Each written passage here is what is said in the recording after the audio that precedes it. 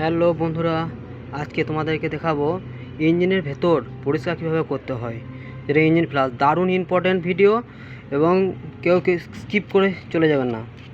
প্রথমে পুরাতন মোবিলটা যখন থাকবে তখন ইঞ্জিন প্লাসটা এগুলো ঢেলে দেবে। ঢেলে দেওয়া হলো। এবার ঢেলে দেওয়ার পর গাড়িটাকে আবার স্টার্ট করতে হবে।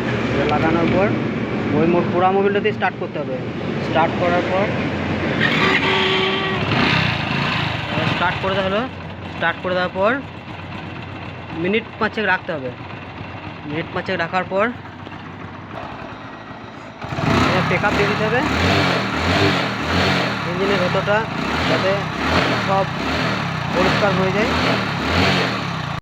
এরপরে মোবিলটা ডাউন হয়ে যাচ্ছে, ইঞ্জিনের ভেতরটা একদম পরিষ্কার হয়ে যাবে। এরপর হাওয়া মেরে মোবিলটাকে ঘুরে বার করে নিতে হবে।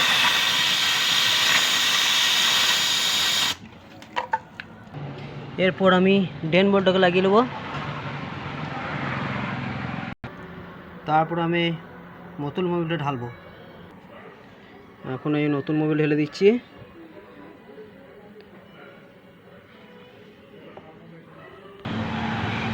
মোবিল ঢালা আমার আরও কমপ্লিট দিকে। এই ভিডিওটা প্রচুর পরিমাণে শেয়ার করবে, লাইক করবে, কমেন্ট করবে, যাতে সকলের কাছে যাতে ভিডিওটা পৌঁছে যায়, সবাই যেন জানতে পারে।